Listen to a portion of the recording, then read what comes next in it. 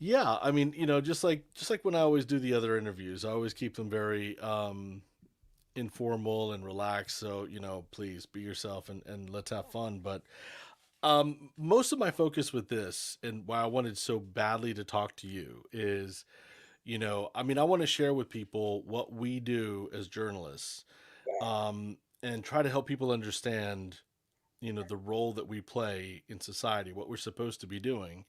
So that's what I'm trying to get to the bottom of. With you, I wanted to talk to you as a photographer, because so much of what we look for in a story is the visual, and that's where you come in. And you're look, in my experience, I'm just gonna say it. You're one of the best I've ever met. So it's such a pleasure. I And wanted to start with this, and I want to see how your memory is. Do you remember the first camera you ever used? yep, Tell me about it. What was that like? it was a it was a Nickerman. It was a Nikon Nickerman. It was the first camera. Actually, it was the first camera I ever owned and used. But before then, it was a SRT, Minolta SRT, and that was my brother-in-law's camera. And my brother-in-law was a very kind and he is a very kind and gracious person. And he had one lens, which was a 50, and I used that camera, and it really gave me the opportunity to explore the possibilities of being a photographer. So I had it in high school. I don't know if you remember this program called James at 15. It was about this young country boy who moves to Boston, and he uses a camera as a passport to connect. He was a very shy kid. Yeah, he Mm. had skill sets as a visual storyteller that people would engage with him through his photographs. So Mm. I kind of mimicked that. I was gonna say, like, did you have a mentor though early on in your career? Now, oh, early on in my career at the Herald, I had multiple. I mean, I had the staff at the Miami Herald, uh, Okay. C.W. Griffin, Maurice Cohen Band, Brian Smith, uh, Bill Frakes. I mean, I go down the list. And I also had mentors at the Miami News, Bill Rinke, A.J. Montanari, uh, um, just a host of amazing people who understood the importance of cultivating talent, even if that talent is on the rise. They saw potential, and it kind of works both ways. You know, when people see the light in you, it's up to you to shine, right? Mm. Right. Yeah, So definitely. I was not a spotlight. It was kind of like a candle in the dark. So Hmm. So going back when you got your first camera, how long? I mean, between then and when you started doing this for a living, I mean, what was that time frame like? oh, it was quick. It was like Oh, I had my first camera. I would assumed in '84, and then by '86, I was shooting socials. Jane Woolridge, well, I think '87, Jane Woolridge hired me as a social photographer. And I was making pictures that are a little bit more different than the approach that other photographers were making. I was looking for little moments, um, caricatures in a party, the interesting people, not necessarily the most important people in the room. Sometimes it was both. And Jane was really, she gave me a really good opportunity to explore and to navigate in spaces that I would not necessarily have access to. do you remember the very, very, very first job you had? Very I, first gig? oh, well, I was working for as a, I was working for the Miami News, and I was working at the library and the lab tech and spot news photographer. So the very first gig was doing that at the Miami News, and Miami News had a JOA with the Herald, and when that was no longer feasible, when it closed down and kind of broke the agreement, or the Herald picked me up, and that's where Jane hired me as. I worked a night shift, man. I mean, I did everything that nobody else wanted to do. You know, I Cubans arriving at the airport. I got, the horrible crashes at night. And people would notice the images in the news. And the Herald was just one flight up. I mean, one flight down, actually. And, and I was in the back of the mind of a couple of important people like Charlie Trainer, who I worked for his father, Junior. Um, so when the opportunity presented itself, he said, "Hey, why don't you come? There's this little spot opening up in the lab tech, lab position. We could get you some freelance work." And I just grabbed it, because what I believe in is just making images, and to me that was the most important thing. Making How do you describe to people, like, what, for you, what is it about being behind the camera, looking at the world through that lens? What does that mean to you? Well, the camera is as much means to me the pen to a writer, the microphone to a broadcaster. The camera is just an instrument, uh, and it allows me. It's my passport. It's my weapon of choice. It is a relationship that I have with an inanimated object, a very close relationship, and to me, I'm always learning through the camera because yes, it's a tool. It is a tool that of my choosing, and what comes out of what I make with that tool really it's up to several things: what's happening in front of me, the memories that I have, how I connect with that moment, the present moment, and the camera is a tool that I use to engage in moments. Hmm. You know, it's very intimate. What was the most challenging assignment for you? All assignments are challenging. I'm gonna tell you the truth. Even till this day, when I have an assignment, there's always this fear of failure, and you have to accept that fear. But failure for me happens in milliseconds. Happens in you miss something and then you have to wait again for it to come back around. And my successes has been the sum of failures because I'm learning in the moment. Um, the worst thing a photographer can do is not to be surprised. I think if you don't, in your process, in your practice, if you're not surprised, then you're not pushing yourself hard enough. Hmm. You know, it's like when you interview someone, right? You have some basic questions you have, but you always have these questions that will surprise both you and your audience, right? And we're both looking for the same thing. We're finding very unique moments or very unique byproducts from something that seems ordinary, and my practice tries to find those surprises, which means taking risk, you know. I want to ask you about the risk, but I'm really interested in what you just said. I mean, sometimes you have to wait for that moment to come back around, but it doesn't always come back around. So does that mean when you go into a situation, do you have a plan, or you just have to be no, just have to be, you know, loose and relax and just be in it and see what happens? Yeah, I think it's a combination of both. You have to be fluid. You really have to take the shape of water. If the moment if the moment requires you to be solid, that means in your space, in your position, then you take that position and you take all the advantages of being that in that position.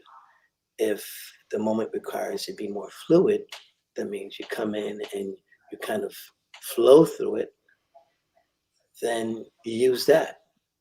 But the moment it demands of you to be more in it, kind of like like air itself, become not invisible but irrelevant. I'm a black man, and most of the people I photograph tend to be different than me. I can't be invisible. I just become irrelevant Hmm. because I built trust. You understand? And same as with you, when you interview, the, the practice is about trust. That people trust that you will. Your intent is to be fair. I hate saying that phrase because they just chopped it up, fair and balanced. But your intent is to be fair, Mm-hmm. not to be right, not to be first, but just to be fair. No, I hear you. And I think you get more out of people when they can relax and be themselves. Yeah. I think about when I was a reporter. I mean, so much of my time now is spent in a studio, so I'm in a controlled environment. But I think about when I was a reporter and I'd go into places and I'm looking around to see where do I need to be next. But I always found it fascinating for a photographer because they were so much more. I don't know. They had to do so much more than I did. I had to stick a microphone in somebody's face, and I could always find somebody to talk to. But I always loved watching photographers at work because, you know, they were bouncing through everything. And if there was a crowd moving, if there was, if there was a lot of motion, they'd be in the motion. They would go wherever they had to, or climb a tree, or climb a building, or whatever. And so I always found that fascinating. And I wondered for you, do you ever find there's a line like, okay, because you said you have to be irrelevant, you're not the story, but Mm. you got to get in there sometimes. Yeah. And so I wonder if there's ever a line where like there's no more beyond this, I won't go, or will you go wherever you got to go? Well, it depends on what's. No, it depends on what is at stake. If you're bearing witness to something and you're there for the reason. First of all, I'll say this: there's no picture worth dying for, Hmm. because images don't happen on a linear paradigm. They happen on a circular paradigm. Because if images really were impactful as much as we say they are, then there'll be no more war. How many pictures have we seen of war? How many pictures have we seen of starvation? How many pictures have we seen of environmental desecration? I mean, we've seen these images over and over again, right?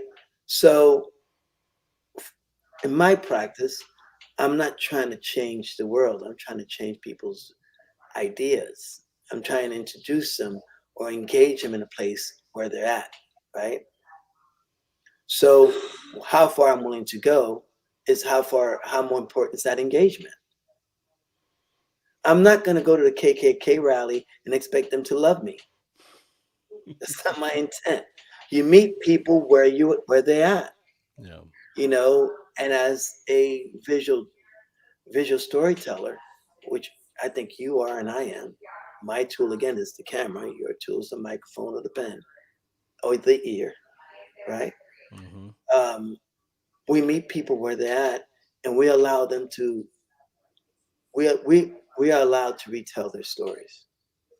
I don't think we give people voices. I think people already have voices. We get to retell their stories in context of whatever story we're trying to narrative we're trying to push forward. That's well said. I agree completely, definitely. Do you ever, I mean, I've had plenty of experiences where, I'm sure that you have, I think we all have, where people just don't want to be like, I'm not talking to you. I Well, don't want to, whatever. I don't know if like because you're catching people in, emotional moments, and you got that camera right there in their face. I don't know like how often people are like, please leave me alone, stay out of my life. so yeah, it happens. It Mm. happens, and you know, like I said, I have different approaches for different situations. If I think you have to view every opportunity to document as a gift, not a right. We in the press, we can elicit that type of of idea that we're the fourth estate. So when we're speaking to government, we're speaking public, you know, person, public figures. Yeah, I will pull my freedom of the press card, right? Mhm. Right, because at the end of the day, you are operating on the public trust, right? And if that trust has somehow been violated, then it's my job as a as a bridge between what you're doing and what people are hearing and seeing. It's my job to kind of compress, you know, to compress that space, correct? Mhm. So yeah, you know, I've had people who are leaving the courthouse. Nah, no, no, no. You don't get a pass. Okay, you don't get a pass. But if I'm doing a personal story, I have to ask myself, how do I how do I engage this person and expand their humanity? Mhm. Because my job is not to make them seem, is not to record them. My job is to find me in them. Mhm. Interesting. Wow. Um, I wondered, like, when you go out on, on a story, how many photos you tend to take, and I wanted to get an idea of that process when you come back and now you've opened them up and you're going through them all. Like, what's that like for you, and what are you looking for, or is the editor just gonna pick one? Well, I mean, if I'm doing personal projects, I work with other photographers that become an editor. But you know, I kind of view each pressing the shutter as a step, and it allows me to move closer to. I don't see pictures in terms of a product. I see pictures in terms of a process, a process in telling a story. Sometimes I can tell that story in one image. Sometimes I could tell that story in multiple images. Sometimes it's in an essay form. Sometimes it's in a narrative form, it's a photo Mhm. story. And sometimes it's just an image that says it all. But I think regardless of the approach, the intent is to try to be as close and accurate in getting the spirit of that moment. I'm not concerned with your flesh. I'm trying to understand your soul. Anybody can get your flesh. But in order to understand in that brief moment your character, your truth, then I must open myself. I must be willing to have a conversation with you that's beyond. It doesn't start with pressing down the shutter. It starts with a hello. Mhm. You know, the shutter's the last thing. It's the period to the sentence, right? So it's the conversation that we have where we can find our common ground and we can move, how we can move as collaborators to retell your story. I don't see things in terms of, yeah, there are moments, there are poignant moments, there are aesthetics, there are, framing, there are all these mechanisms. But at the end of the day, you can have all of those wonderful elements in a frame. At the end of the day, for me, is it truthful? Mhm. I've seen this with reporters. I know that, my relationship with my producers, there's always a give and take. I want to do something, they don't see it. They're like, "No, let's go a different direction." Okay, that's all right. I know there's a lot of swallowing of pride and ego at times. I wondered with photographers, how often what that relationship's like with the editors, and has there ever been a situation? Because I know I've seen reporters where an editor's changed something, or there's a headline they don't like, and the reporter gets really mad. And so, I'll have those, not arguments, I'll have, spirited debates with my bosses, like, "Hey, I thought this would be better." But I don't know, like, what's that like with you? Do they ever pick a photo you're like, Oh, "That's not the story, man"? it's not even big as sort the way it's presented. What's next to it. It's all about proximity. It's all about okay, does it really pertains to the tone of my experience?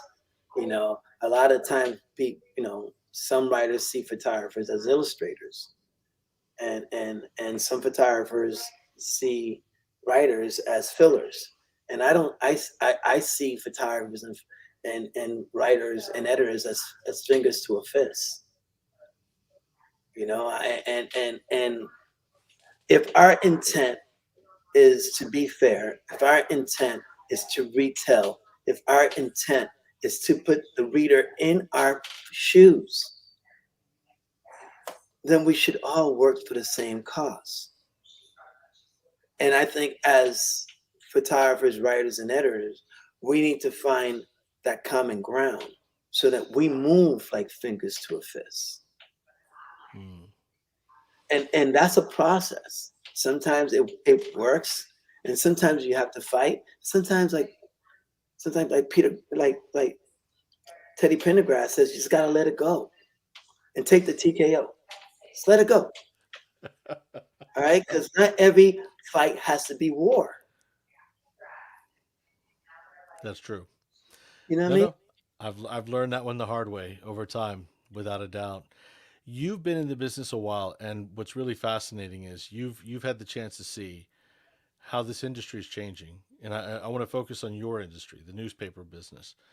And you are now in a situation where, with the Herald, like they don't have a physical home, No, and that's just a weird thing to think about. But we've seen so much happen over the last 20 years. I don't know. What do you see happening in the future with this industry? Not necessarily the Herald. I'm just like big picture. What's going on? Where are we going? Where are we heading here?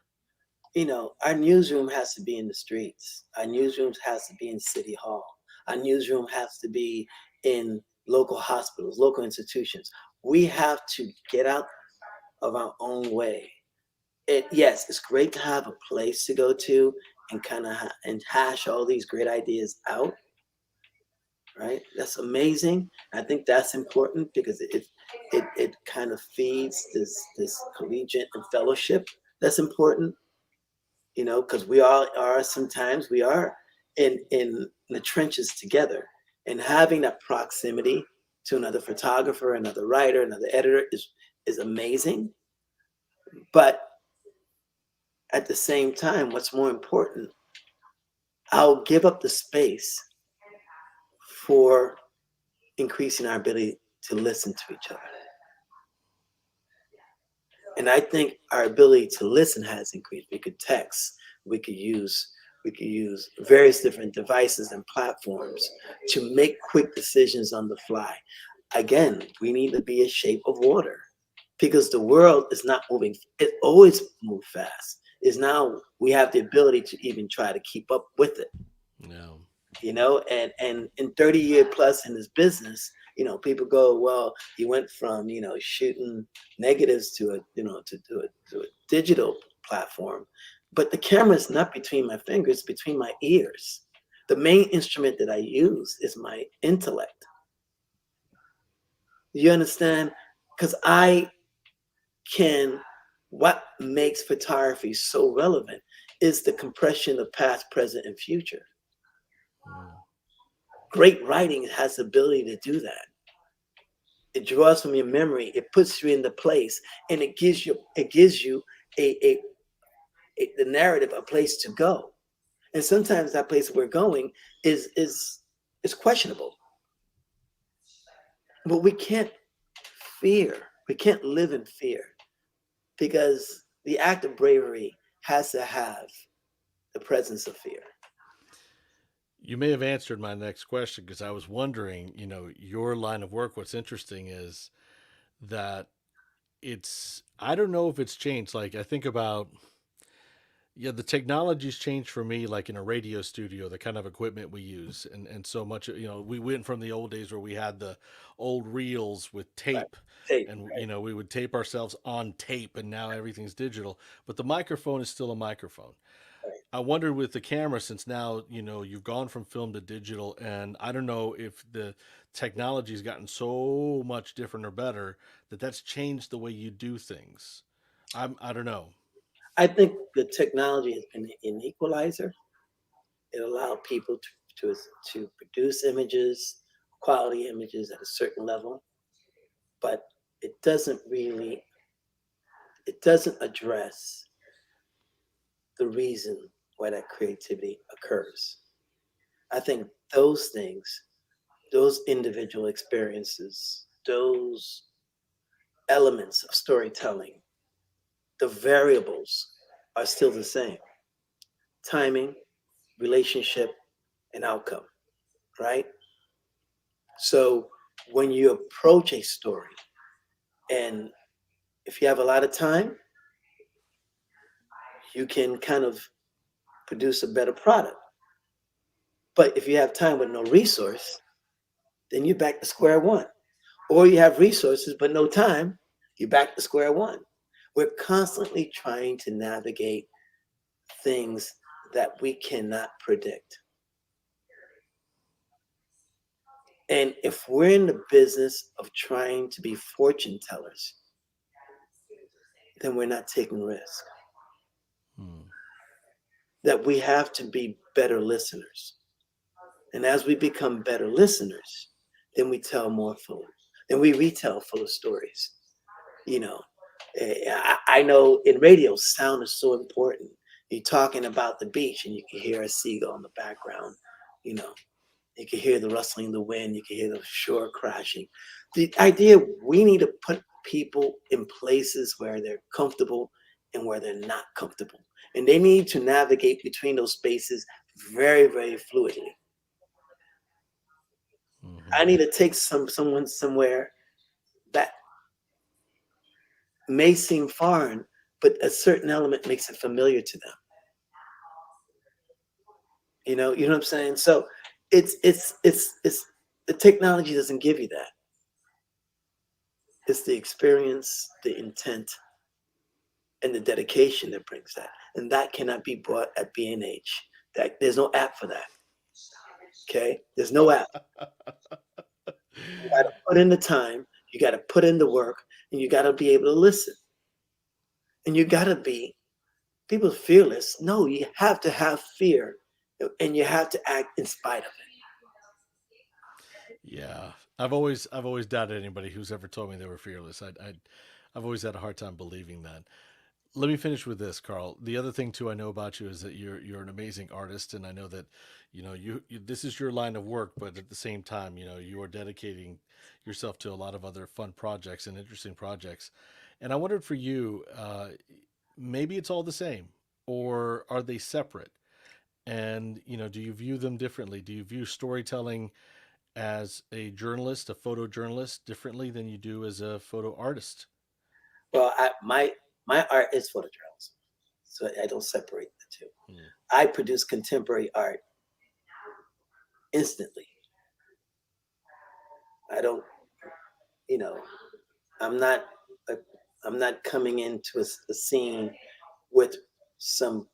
Sometimes I come into a scene understanding the subject, and I'm able to create something that's true to that subject, right? So if I'm doing wish book, for instance, right, and this person's in need, I try to kind of zone in what that need is, and how do I make that person not a victim but a victor.